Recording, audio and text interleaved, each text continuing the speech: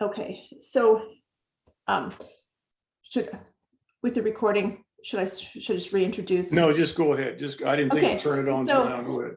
Yeah, so we were introducing Catholic Charities to the general public and those newly interested in volunteering with Afghan refugees. And so this slide just basically outlines some of the things that Catholic Charities does in the community with adoptions, early childhood intervention and development. Housing is important, supporting foster grandparents is important, job services, mental health and case management for disaster, and also for immigrants, those either arriving as refugees or asylees. And then of course, our pregnant women and prison ministries and senior services again. So the scope of Catholic Charities itself is really broad. Of course, we're going to hone in on the immigrant side and look at what the immigrant, refugee and immigration services has to offer today. So Catholic Charities, just in general, within the United States, it's part of the Charities Internationalis. There are 171 member agencies, 10 million annually served. So the scope of Catholic Charities across the United States is very wide here, with tens of thousands of employees and an income into the billions, so 4 billion. So the community-wide, we have a big base and a big support group here. So to volunteer, why volunteer? To be part of this big organization is sort of an experience that is so rewarding in itself. It's also important too, just for our local community, and Catholic Charities really is connected with a number of other agencies and organizations, and it's participating with what we do is a good way to be involved in our community, help our community, and to find new opportunities and to grow personally, whether you're just coming out of high school or you're retiring, and everyone in between. So where we'd like to start, and just to define some of the terms that you will come across quite frequently with your involvement in the refugee and immigration services. These 3 terms here on the screen: immigrant, refugee, and asylee. So immigrant is the broadest term, of course. Anyone who is coming to the United States will be referred to as an immigrant. A refugee would be somebody who has left their country, has found their way to a second country, not the United States, and has declared themselves, sort of an asylee there. They have expressed that they are afraid for their life and they can't return home. So then that person would usually go to the United Nations, UNHCR, the United Nations Humanitarian Commission for Refugees, and they would tell their story, present themselves, and the United Nations would verify their documents, etc., and declare them as a refugee and give them refugee status. So then they would appeal to come to the United States as a refugee. An asylee is somebody who would flee their country for really the same purposes. They're afraid for their life for whatever reason, whether it be persecution for political, religious, sexual orientation, economic reasons. Their life is in danger or threatened. A person would leave their country and present themselves at the US border. Then they would be considered an asylee, and they would be allowed to enter the United States with this asylee designation. Usually they would have some kind of family or somewhere to go while their case is being determined and whether or not they would be granted asylum. And that point, from the time they present themselves at the border to the granting of asylum, is about a year. During that time, they're sort of in limbo, right? It's only when they're granted asylum will Catholic Charities be able to pick up their case and help them from that point forward. So they've already been here for a year. So the difference is important because you can see just the new refugee arrival here versus the asylee who's been here, sometimes has housing, maybe even has worked, etc. There's a few other categories of people. One that would affect the Afghan population would be the special immigrants that were brought into the United States for similar reasons why they left in January or late last year, just helping the US forces and needing to flee for their life. They would be granted this special immigrant visa status. So there were a few special immigrants over the last few years from Afghanistan. So the refugee resettlement here is one of the programs within Catholic Charities. And really for the last few years, the numbers of refugees, of course, have been very small, but they're starting to increase again. We saw over the past 4 or 5 years more asylees than we had previously. So now, oh gosh, not entirely sure on the most recent numbers, but if coming into Baton Rouge, it might be equal refugee with our Afghan refugees and then the asylees that are coming in. So this kind of gives us a sort of a map of what would happen. And so we have our individuals who are fleeing for their life. In this example, just focuses in on sub-Saharan Africa. They present themselves to the UNHCR in the second country to which they fled. They're interviewed and designated or given some kind of refugee identification. They would be interviewed here by the refugee, I forgot what my acronym stand for, but this would be an American refugee security office would interview the refugee as well. And then they would go on to the USCIS, be interviewed here again, and whether their case or not was accepted, then they would go on for a medical exam and then cultural orientation, and then presumably come to the United States. Many are denied, of course, and then they will go back oftentimes to the refugee camp. So that's the pathway that sort of a typical refugee would find themselves in. Of course, the individuals coming from Afghanistan were exited sort of on an emergency basis, and they've been at US military bases from the time they left until still they're coming. And the hope is that all the Afghans will be resettled to their prospective communities by the middle of February. So that's coming up really quickly. Here, this is kind of a general slide, but we can be more specific, just referring to the Afghan arrivals that are coming, those that I know of. Been working so much with organizing volunteers. I've met a few of the Afghans, though not all of them by any stretch. I have talked to some that have college degrees and are looking to go on to do their master's degree at LSU. There was a woman I talked to not too long ago in that situation, but there are also some Afghan arrivals really that are coming with no education at all. A couple of them, I think, were dog trainers for the US military.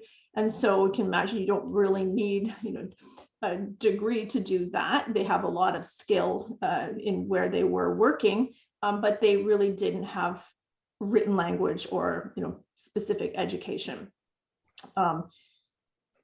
Some have worked in professional jobs. The Afghans that are coming, almost all of them I've met have had a job, unless it was a younger or a woman coming, she might not have worked or had the chance to work.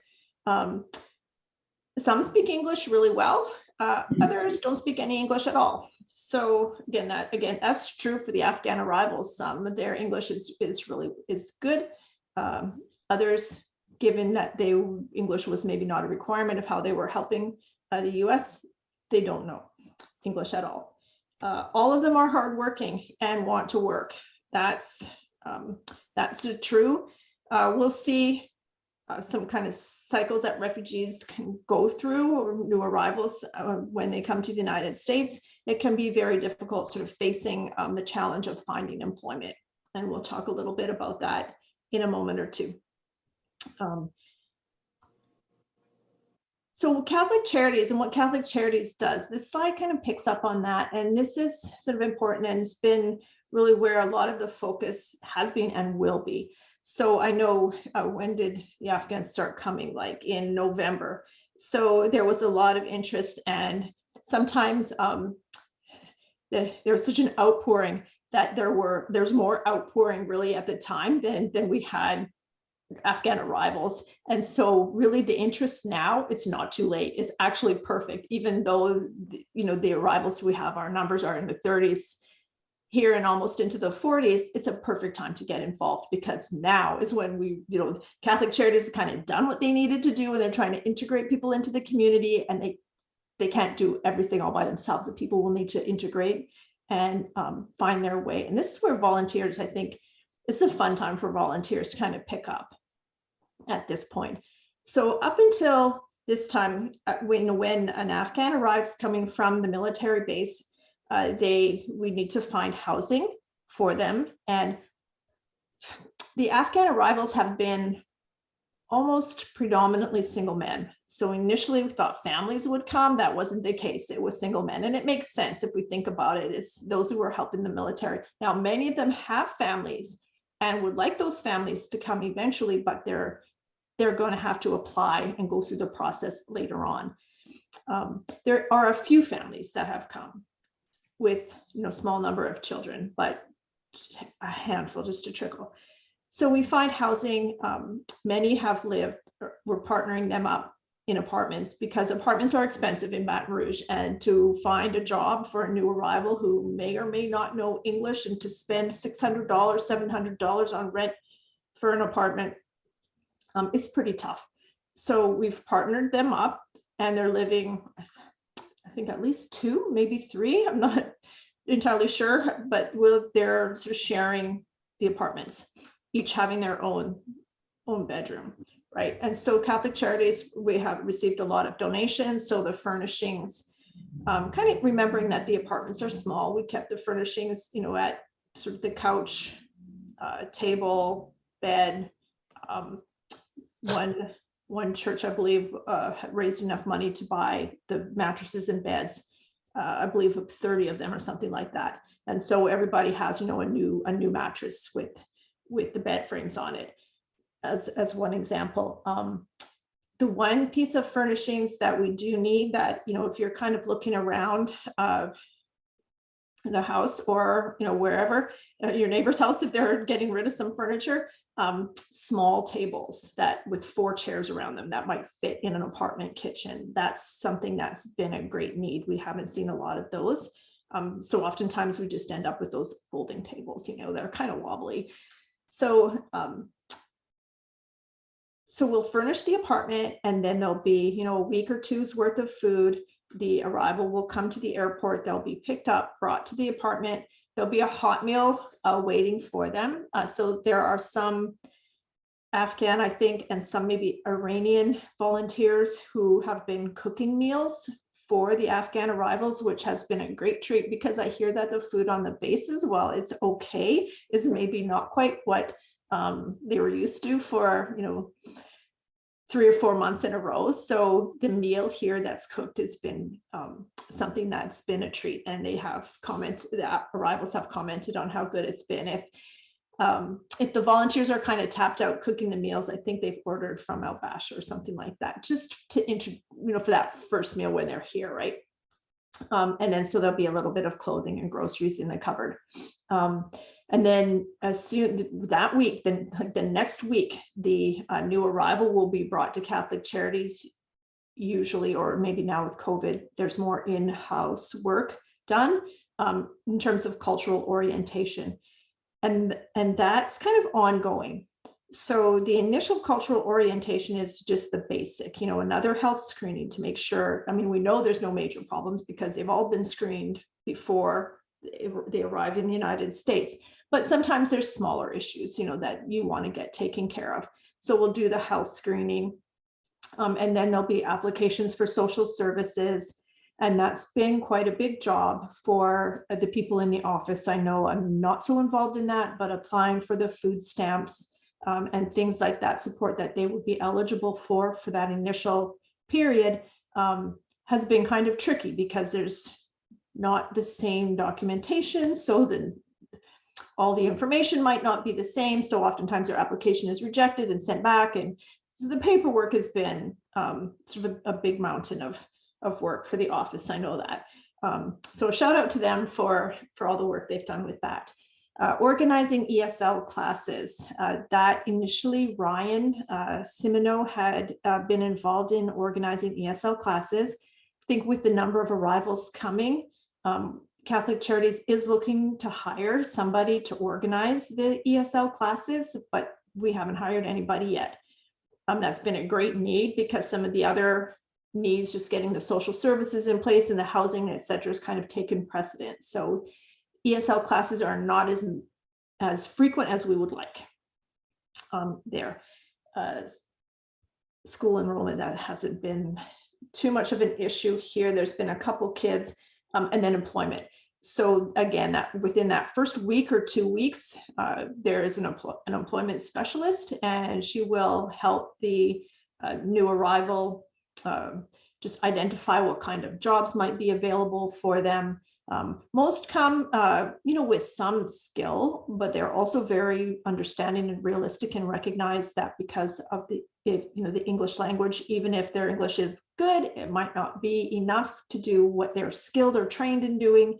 So they generally accept they will be working in entry-level positions anywhere they can, potentially in restaurants or at Amazon or in lawn care or whatever it is. Stocking shelves is another frequent place of kind of employment that a new arrival would take, especially the younger males that we see coming in. So those kind of opportunities are identified, and then interviews set up, etc. So there's a lot of work kind of on that side. Even still, though, as arrivals are taking employment, they realize that the better the English, the better the job. So while their family might still be in Afghanistan and they're working, there is kind of an effort to encourage them to continue to learn English, because then they will end up, being able to use some of the skills they came with. So that English language it's really important. And I just would kind of emphasize that here. And this, again, here are some of the other the cultural orientations that will take place as time goes on.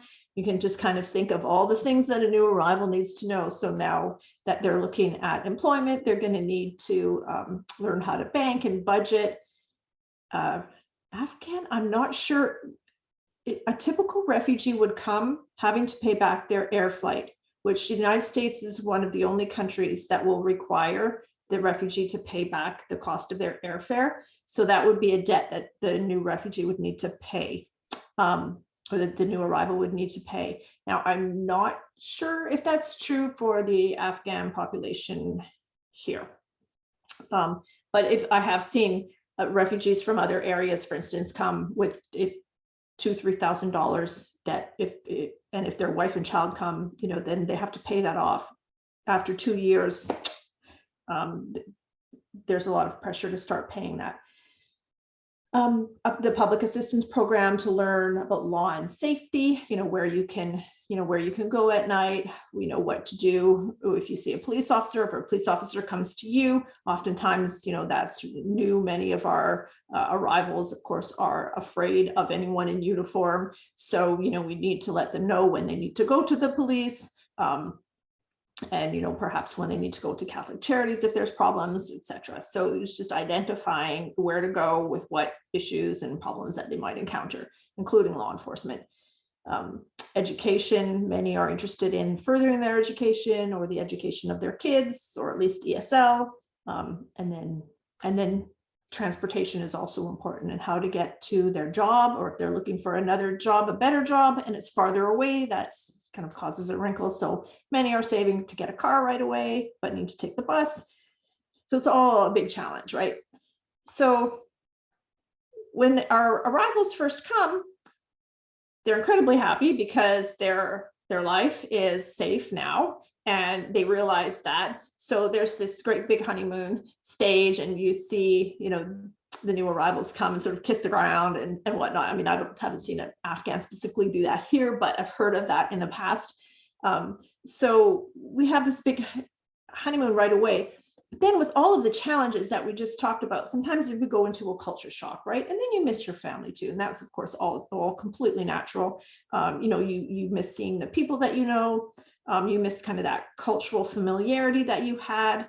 Oftentimes life here, and I volunteered with an Afghan family 2 or 3 years ago. And the one thing that kind of was a culture shock for them was sort of the individual way that American families live, because they lived in a community before, and their apartments all had their doors open into a circle, and they would just leave their doors open all day, and the kids would run back and forth between all the different apartments, and they would know everybody. But here, of course, it's a very individual way of life. And so there's part of that culture shock, and then some concern. How are you going to manage? How are you ever going to get ahead when there's all of these challenges? They seem impossible, and we'll have some adjustment go on. And then, of course, we get to this stage where we're at, phew, we made it. We can deal with life. Where I think my Afghan family from a couple of years ago is at that stage now, because they moved out of Baton Rouge now, but he has a good job and his family's fine and his kids are doing good in school. So like, yes, we're good, right?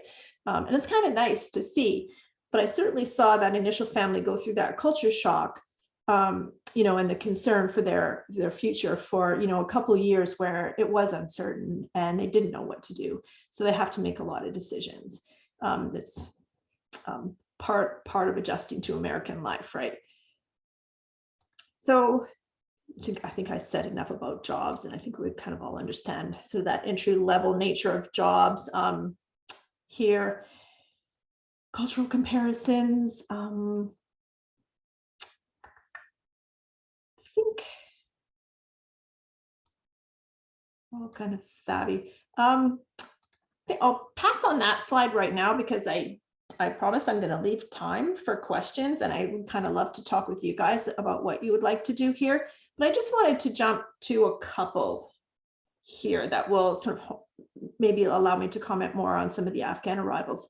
So Catholic Charities, generally, for any refugee, asylee, immigrant on religion, basically we recommend that you wait for the client to bring up the topic of religion. Our Afghan refugees are, I think, wholly Muslim, of course. And so with the different religions, sometimes we don't know what the different conventions are, cultural practices are. So sometimes just leaving it up to the client or the immigrant to bring up the topic of religion is the safe way to do it. We don't proselytize. So, we ask that you don't either. We're here to help the immigrant on their terms. And if they ask about religion, then we can sort of, respond, in kind, sort of respecting the boundaries of, the question, etc. Cultural sensitivity. Here, I think what I would like to say to, just picking up on some of the gender norms, particularly that we see with the Afghan arrivals. The norms for men and women are very defined, right, in Afghan and in Muslim cultures in general, but in Afghanistan, in Afghan culture in particular. So generally, I take the cue from the client. So when I'm meeting a female client, definitely men should wait before sort of shaking a hand of a female client, because she may or may not feel comfortable at all. Same vice versa. So when I'm introducing myself to a male client, I would wait. If they put their hand out to shake hands, then I would shake hands. If they don't, then of course I respect that, and I would not shake their hand. Even female to female, I would wait and see how comfortable they are. Oftentimes, there was an older woman who arrived, and she was very, glad to be here and happy, and she reached out and hugged, the women, right? And so then, of course, it would, gave her a hug back and thanked her for being here, et cetera, and welcomed her. So kind of just take the cue from where they're comfortable. Some of our Afghan arrivals are as American as you are in their thinking, and others are, very Islamic in their way of thinking, very traditional think.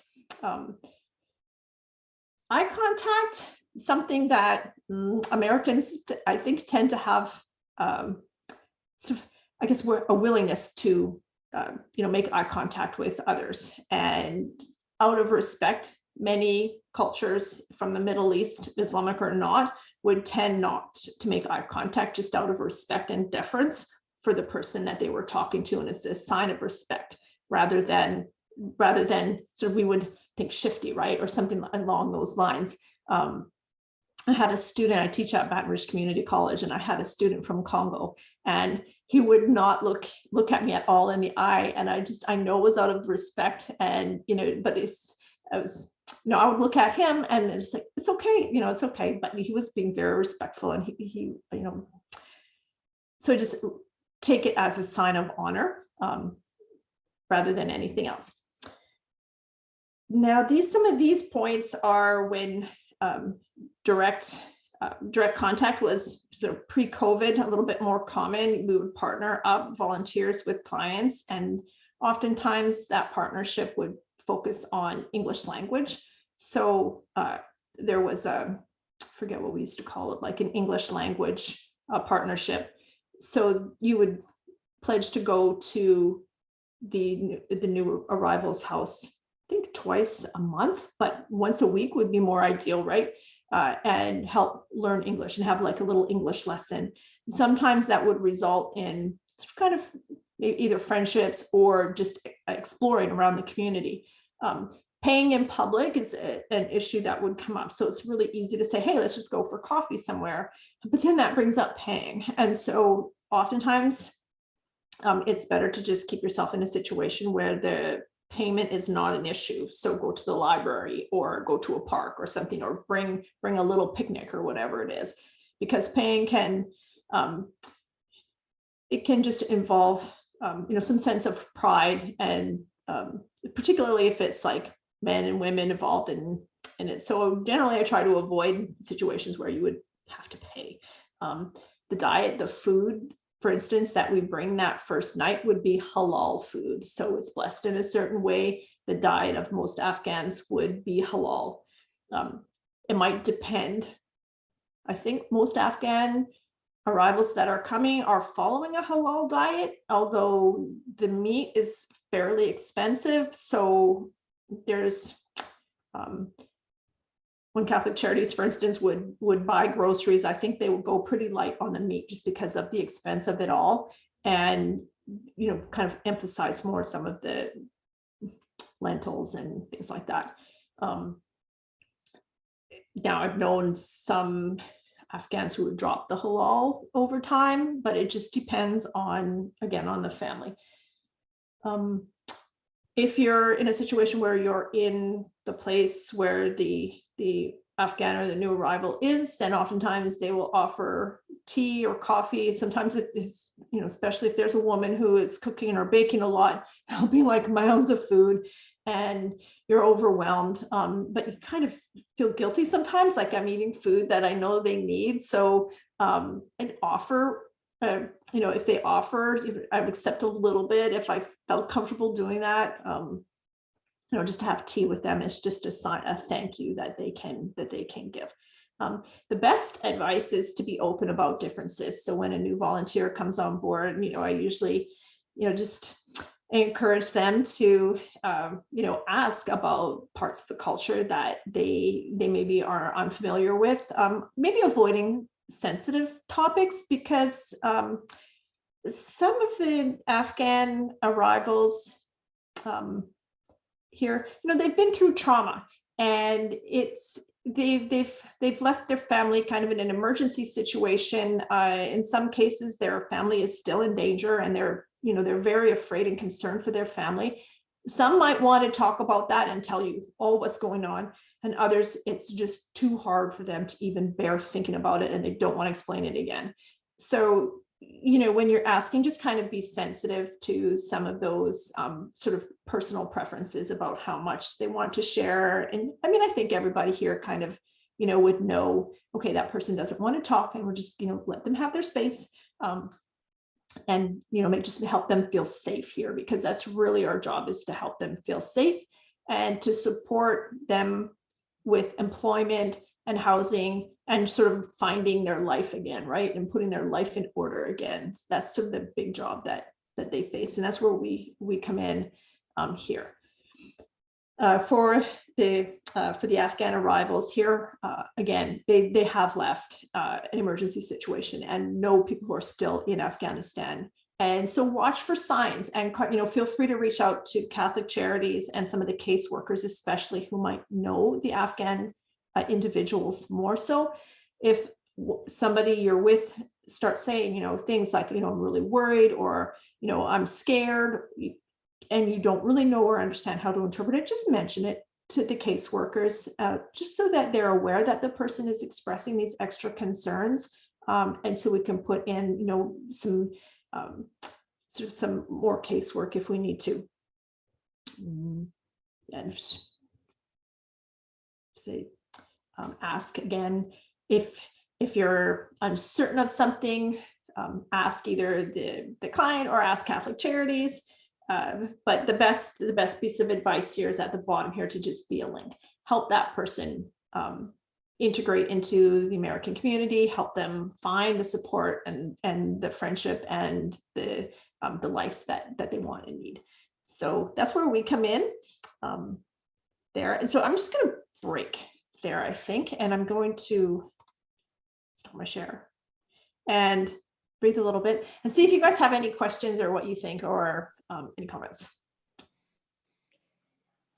Is there something that you would particularly hope that we could help with? So there's a number of different things that we could emphasize. So again, there's the sort of the furniture and even food collection, if that's where you think your group would be interested in supporting. There's going to be more direct contact if you're interested in something like that. Like we have sort of the English language that we're working with, getting those English language classes up, or partnering with English language.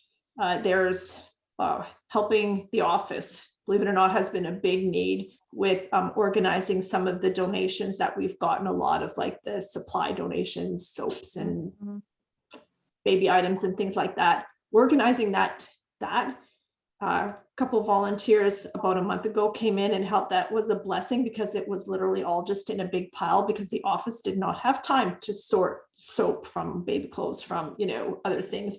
And so volunteers did that for them, so that now when we set the apartment up, they can just go in and grab what they need and run, right? So there's that kind of office work that is necessary. Again, transportation is sort of a growing need, because the new arrivals are looking to find employment or go to ESL classes, or even just go to the doctor sometimes. That's something that volunteers can help with if you feel comfortable. And so there's a couple things to say about that. The transportation. First of all, there's two options.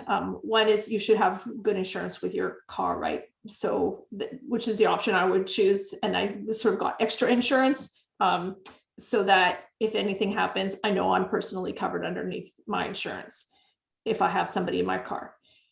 Catholic Charities also has a driver's ed training, which is a very short, like 10 or 15-minute video, and then some extra insurance coverage that you can get through Catholic Charities. You have to take that video training first, and then you would be eligible for this extra policy over and on top of your insurance, and that would be through Crystal McGinnis knows all the details on that. I'm not even going to speak to any of the figures or any of the details. So if you felt more comfortable with that extra umbrella insurance that Catholic Charities offers, you could opt for that. If you didn't want to take the risk at all in transportation, then of course that's personal here. Oftentimes the distances aren't that far, but if things happen, right? So that's something that is a possibility, but is admittedly not for everybody. What else? Go ahead. Hey, Lisa. Mhm. I got a question. Are most of these folks located in the same area where they're being housed? There's a lot that are clustered just north of LSU. So there's some apartments in it, just north of the campus. I think there's 2 or 3 different apartment buildings there that there's a cluster of. Some are scattered about, but most are there. So there's, for instance, around the Carver Library, we're going to have a little orientation for some of them there. I think that's kind of a central location for them.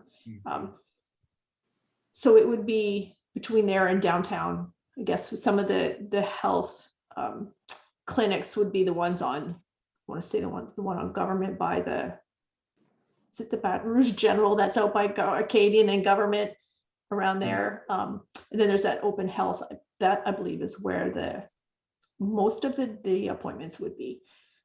Sometimes there's dental appointments too, depending on where those are. So yes, in that sense.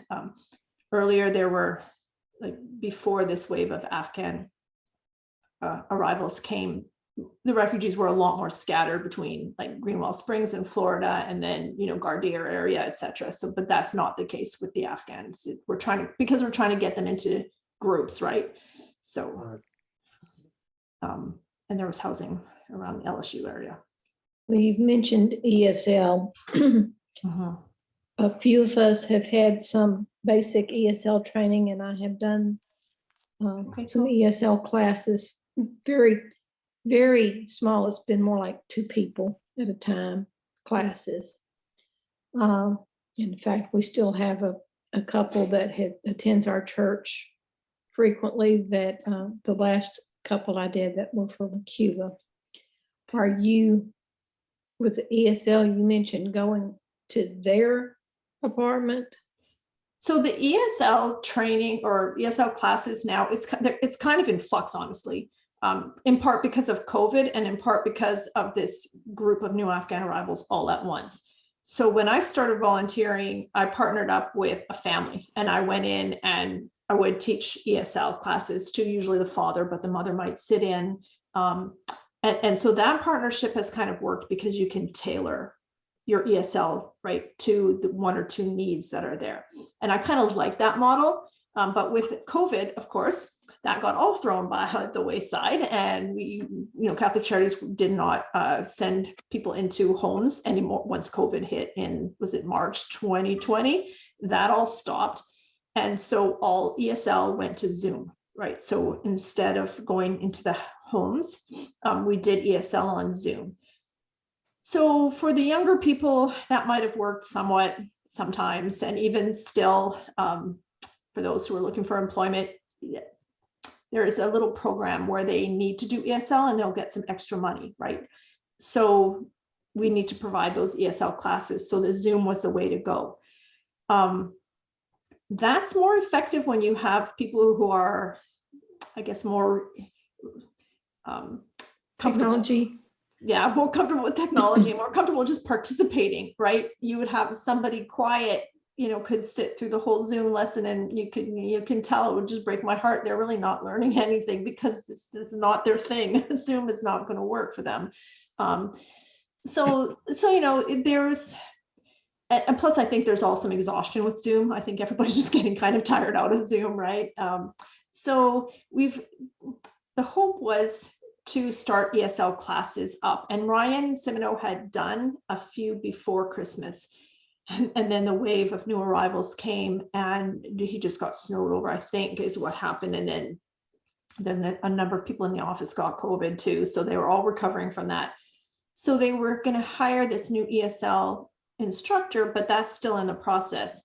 So ESL is kind of open right now. And I'm not really sure what direction we're going to go in. So thinking ideas here, if there's interest in partnering up, we can see if Catholic Charities is ready to partner people up, or if you guys or somebody here wants to host a Zoom class and there's Afghans who want to do ESL on Zoom, I'd have to explore that a little bit more, exactly how to do the ESL. But if you kind of gave me some hints as to what you like to do, we could see if we can. I like the small, individually tailored. It works to me better. I have not done it with Zoom. I have no idea how that would even really work. So it's kind of tough, honestly.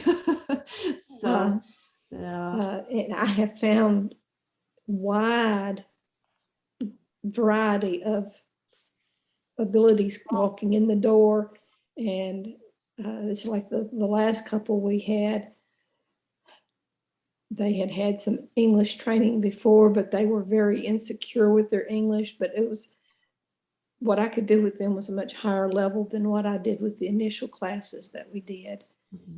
And I've had one person who got in touch with me that was needing more like to prepare for the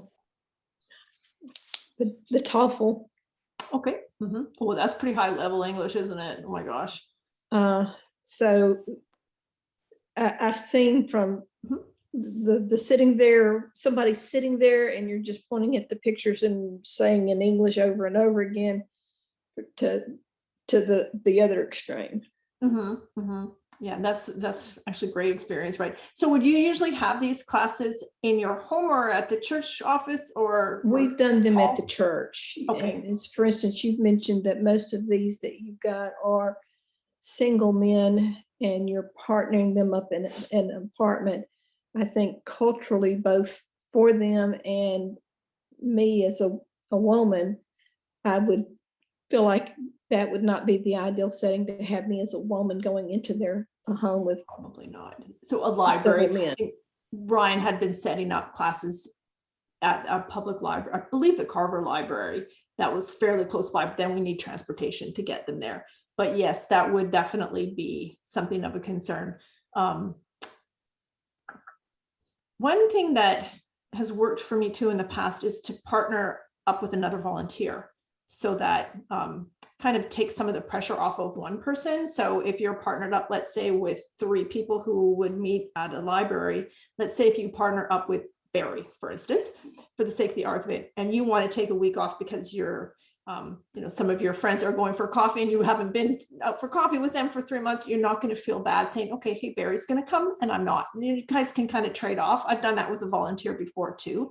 So to have more than one volunteer partner up with, a small group of arrivals who are interested in English language can work really well. It's been a great experience for me to do that too. So that might be something that would be appealing. So is there the Catholic Charity trying to maybe pair some of these people up? One who knows some English, the other who knows no English, maybe, to have them do some ongoing learning as they're going about their daily duties? There is. I think that there's also, of course, some introduction to some of the online resources that might even be a little bit more consistent. I think it would be, what I see, pretty hard for a new arrival to help. I mean, they do help naturally, but then there's also the online resources that would help those who don't know English quite as well. Even if the Afghan knew more English, they would help with words here and there, but they might not know how to teach, even though I can't say that I've never been taught how to teach English, but it seems to be probably a little bit more natural for me to teach as opposed to somebody who's learning also as a second language. But definitely, and many of the Afghan arrivals will help, like with move-in. We've had a great need just getting the power to move the furniture up into these apartments, and that's where some of the new arrivals we've had to say, and they're more than happy to help, right? With that move-in has been kind of a challenge. So they're definitely helping each other, absolutely. But again, it's how far they can go with that. Sometimes the ESL too, it's a cultural process and teaching about culture as much as about language. So with some of the things like how to put them in touch with different services that they need, whether it's doctors or dentists, or do you have some kind of a list of Oh, the people who work well caseworkers, with the refugees for doing that? yeah, the caseworkers would do that, I think, because they just know the doctors who would take new arrivals or who would have openings. So we wouldn't ask volunteers to do that, Okay, which good. brings up a good point. And it's a slide that came a little bit later that I didn't get to, but yes, you know, as you're volunteering with Catholic Charities, and I always say this to the volunteers, you know, when it comes to paperwork, or when it comes to questions about doctors or medical questions or tax questions, if you don't feel comfortable answering, then send them to Catholic Charities. And sometimes they're just asking so they get a different answer, right? Because they don't like the first one they got. And so yes, you have to fill out your tax forms, and they're going to ask you that, and they're going to ask, you know, Louise that, and Eddie that, and Mary, and they're going to hope one of you says no. But they, you know, but if you don't know the answer, send them to Catholic Charities, because it's probably a question that Catholic Charities can answer. And, you know, don't feel bad at all. Filling out paperwork and, you know, SNAP papers, you know, sometimes they'll come to you with this big mess of paperwork. And I'm sorry, I'm not even going to start, you know, doing some of that SNAP application, because it involves so many different dynamics, and the name that Catholic Charities submits to the health department versus what they put on the paper versus what you say might be all different.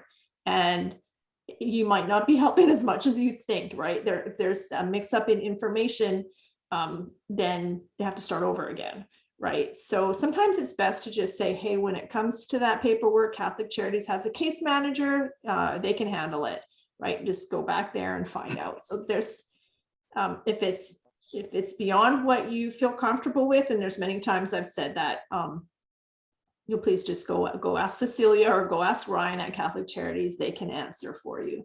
And a new caseworker we have to Hyatt speaks, well, he speaks an Afghan language, and I'm not sure which one. I think I'm going to say Pashto, but so we've got a translator too on site that can help with a lot of them and explaining the paperwork. So again, don't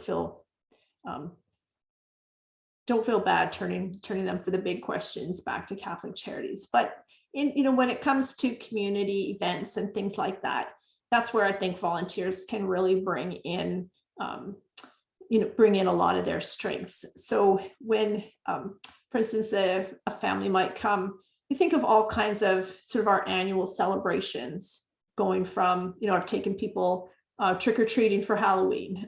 We've hosted Thanksgiving Day dinners. That's sort of a nice sort of get together for people that's, really quite enjoyable and fun right before the holidays come. We have this nice Thanksgiving dinner. Even introducing people to some of the American and even Christian holidays that are all around in the schools that their kids are learning about. I've had to explain Mardi Gras to two little Afghan kids. I can show you a picture of them later. And so we took them to a Mardi Gras parade, and they sort of saw, I think it was the South Downs one. It was one of the smaller ones. Valentine's Day, so all sorts of things. I've had Easter dinner, sort of a non-denominational, because it's a holiday here and everybody's visiting their family. We'll have like an Easter dinner, and I won't sort of call it Easter, but it will be on that weekend, and we'll call it, just a community celebration, and we'll all get together. But when everybody else is getting together, it's a good time to kind of either host things if you can, or if you can introduce to some of these other events that are going on, even strawberry picking or whatever it might be.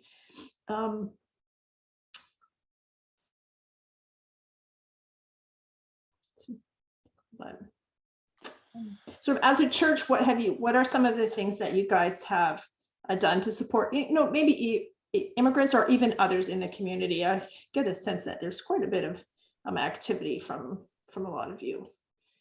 So, is the church pretty active in the community? I think for in the context of what we're talking about here, ESL has been one of the biggest things, and I think Kathy is underselling herself just a little bit on that. Okay. Yeah, it's, Yeah, that Greg bringing up where most of the people would be located is something that I really kind of see as a real hurdle because we are in Greenville Springs area, and it's not. It's easier to run somebody to the grocery store when they, just live 2 or 3 miles away instead of 30 minutes away. right. So, how does it get played out?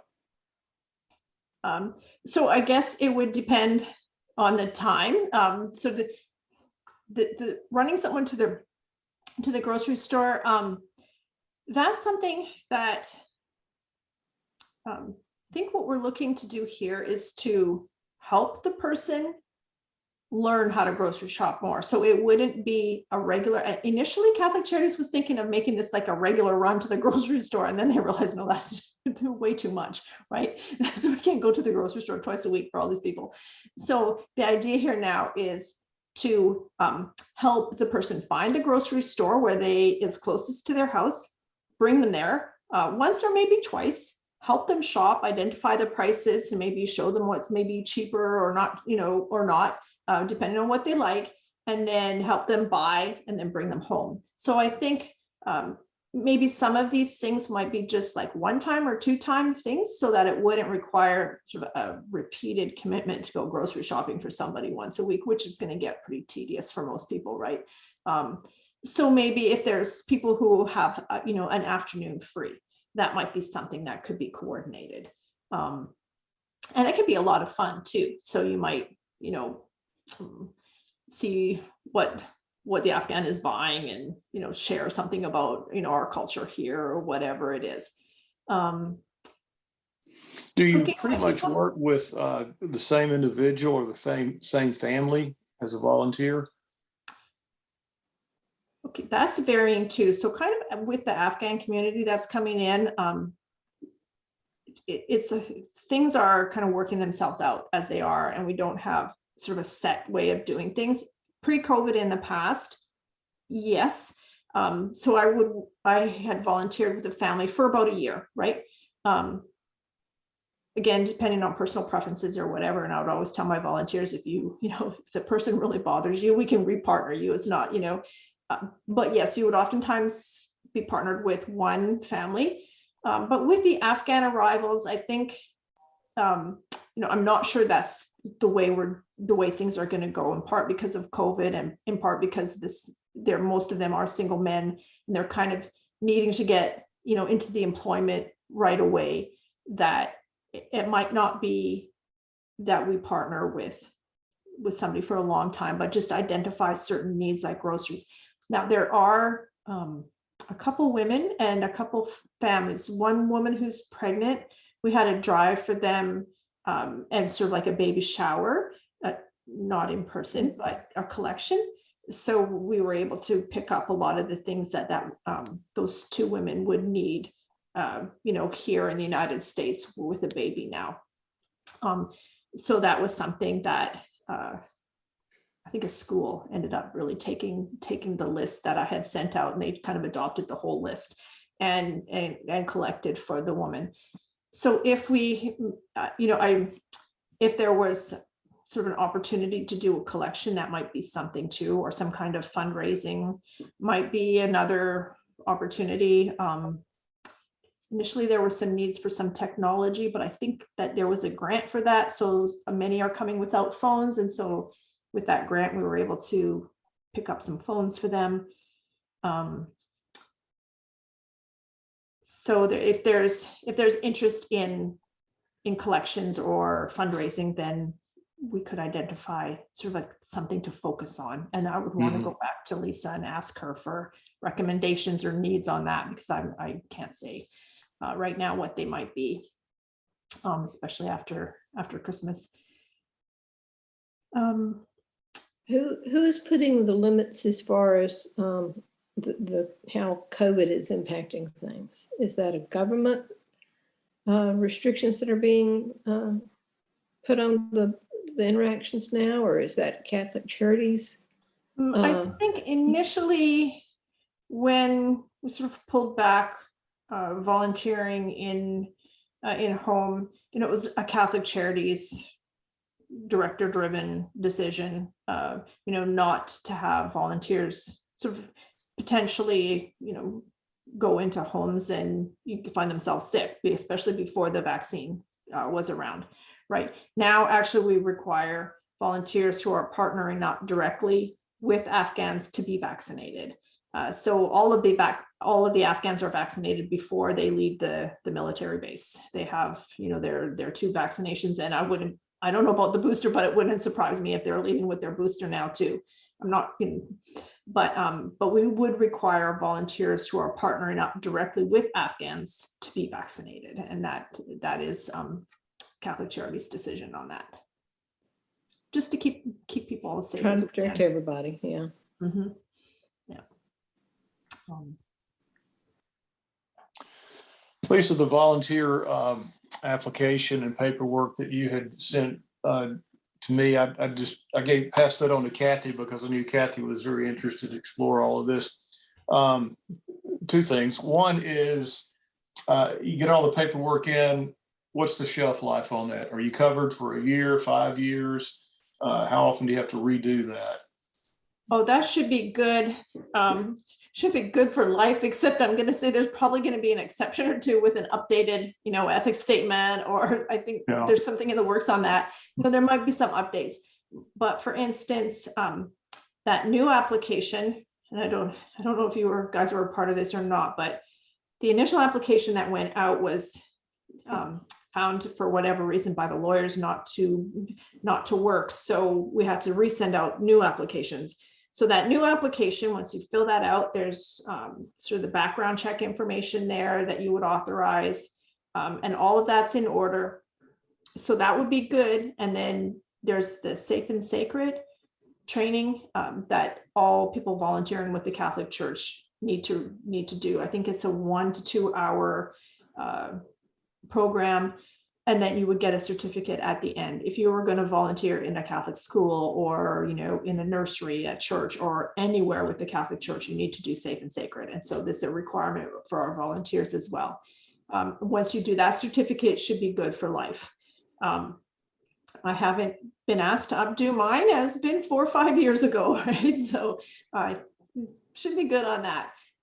You know, so it's, you know, as long as you remain active. Now, if you're not active for 4 or 5 years and come back, they might ask you to redo some of the paperwork. But well, I think you touched on my second question, and that was, I was curious if what had been sent to me, if anyone in our church was interested, if I could just distribute that to them. But I may not have gotten the latest. From what you described, it sounds like that I did, but I'm not really sure. Yeah, I think because we sent it. I can double check what I sent you, but because it was later, right? And it took a couple weeks, I think, to get it out for whatever reason it was, and I can't remember, but it was just a busy time. So I'm 90% sure, but I'm going to double check just because I don't want it to get messed up. So yeah, that paperwork would be good, and it would explain. It would have the volunteer application and the volunteer questionnaire, and the safe and sacred requirement would be there, and that would be good. Then we just submit that, and that's what I used to do. I used to take that paperwork that came in and then kind of get it organized into, you know, the spreadsheet, and get a list of volunteers ready to go. Now Island Quintana is coming in as the volunteer coordinator. You would be sending the paperwork to her.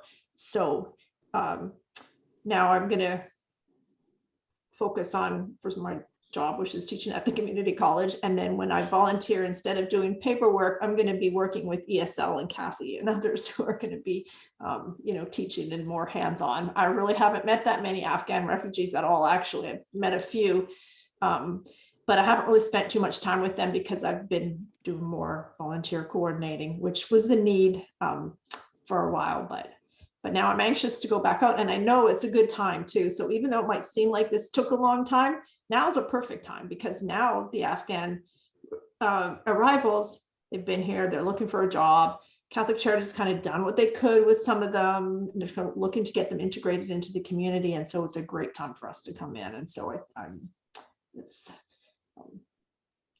So if someone were to fill out the application, your volunteer coordinator would look at it, and I would assume you would call us in for an interview.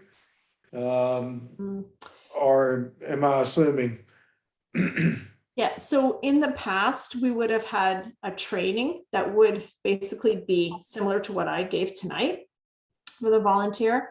But with the background check and the paperwork, and then yes, the new volunteer coordinator would, I mean, I guess she might set up an interview since she hasn't met you. Usually in the training, then you would meet the new volunteers coming in.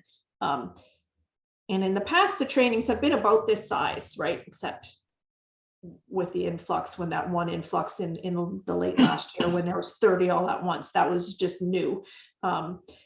So she might ask for another interview or meeting because she hasn't met you.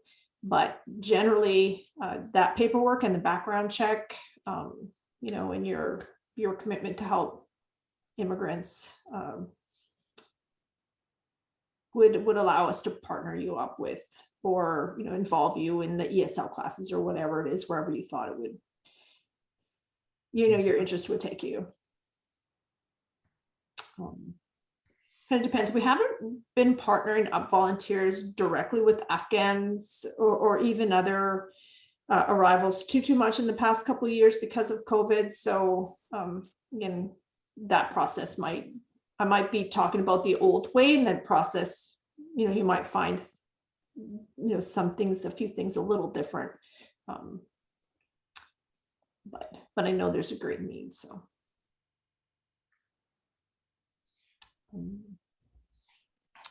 Any other questions?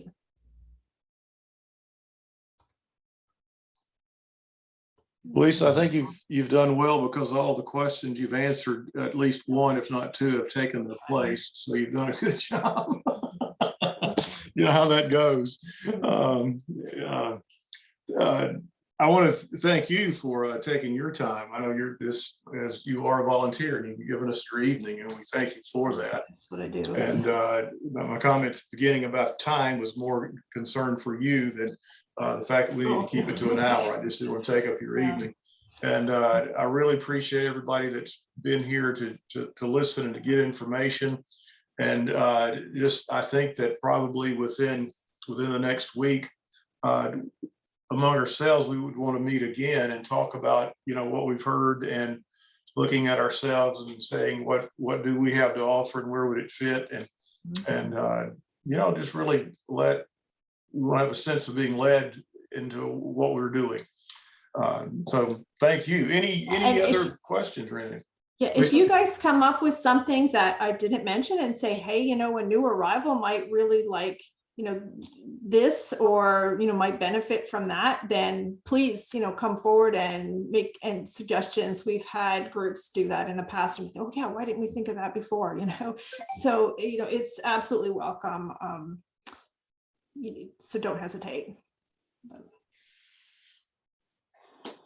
Okay. Well, any other questions of Lisa? Thank you. Very informative. It's been a pleasure meeting you guys. Thank you Yes. so much for having me. I've just enjoyed it so much. So I look forward to working with you and seeing more of you as we volunteer with the Afghans. It's been a pleasure. So thank you very Thank much. you. Thank you. What do you teach? What do you teach at BRC? World history. World history. Okay, well, that fits. Right? All right. Yeah, it makes sense. Mhm. Okay. I love it. Well, everyone, thank you. Thank you. It's And been nice meeting you. like I said, Good before I night. get together, Okay, thank you. if you have, if you're in the meeting tonight and you know you have an interest to go further with this, text me or email me, or tell me, call me or something, and let me know for sure. But again, I'll have a big net cast to who may be interested. So, all right, you guys have a good evening. Thank you. Thank you so Bye. much. Bye. Yeah, any questions, Bye. let me know too. Don't feel free to shout out. Thanks, Lisa. Okay, thank you.